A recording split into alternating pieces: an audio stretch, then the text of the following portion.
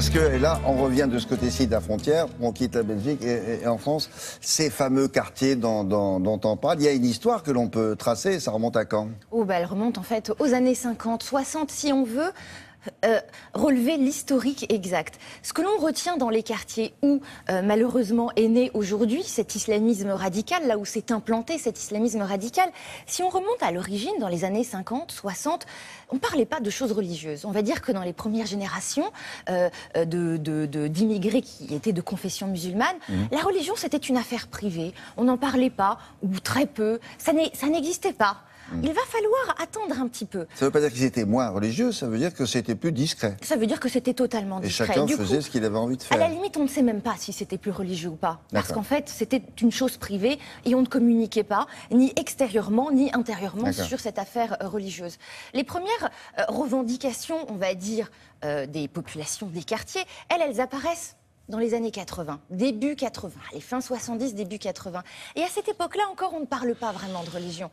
Les revendications à l'époque, quelles étaient-elles? Eh bien, en fait, elles étaient pour plus d'égalité, elles étaient contre le racisme, elles étaient pour plus de culture dans les quartiers. À l'époque, les revendications étaient des cinémas, des piscines, des bibliothèques dans les quartiers. Donc là encore, début 80, des aires de jeu, évidemment, des bowling, des cinémas, des terrains de football, des activités, de la culture. Ça, c'était début 80.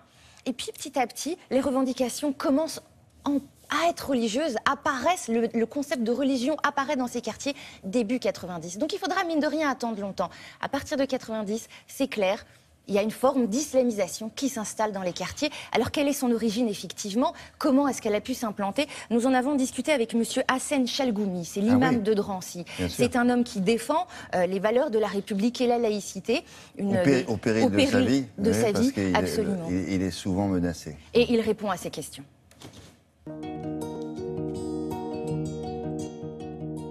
Aujourd'hui, l'islam en France, c'est quoi? La masse, ils ont un islam quotidien, des anciens, 60 à 70%.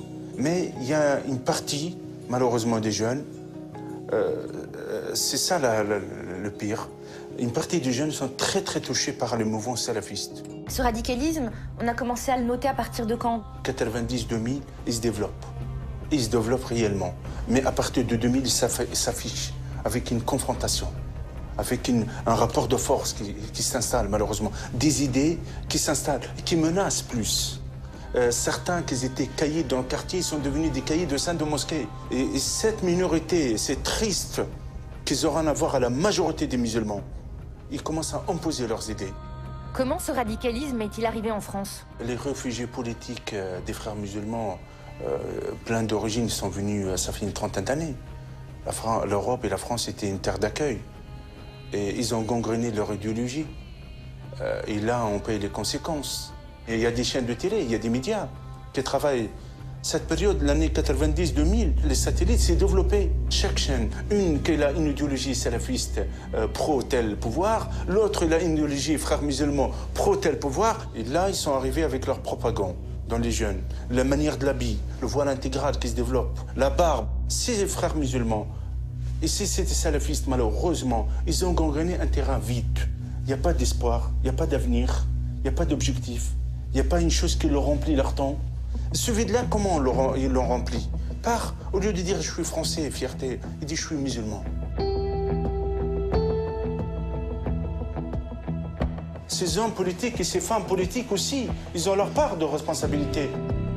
Ils ont peur de dire qu'il y a des problèmes quelque part. Chacun, il essaie de dire tout ça se passe bien, à raison électorale. En même temps, comment on les finance? Mais c'est clair, il y a des soutiens. Il y a des hommes d'affaires qui soutiennent ça, il y a des personnalités. Et quand un imam, ils disent non à l'ingérence étrangère, quand je dis stop, notre religion est à nous, c'est pas un contrat à vendre, ça dérange. C'est grave, c'est grave. Vous disiez qu'il était toujours menacé et que dans la nuit de vendredi à samedi, il y a des gens qui sont passés sous ses fenêtres et qui l'ont insulté. Crié, voilà. Il subit beaucoup de pression, énormément de pression pour défendre les valeurs de la République. On reprendra ce sujet tout à l'heure. Merci Anissa. À la météo maintenant avec Nathalie Rioué.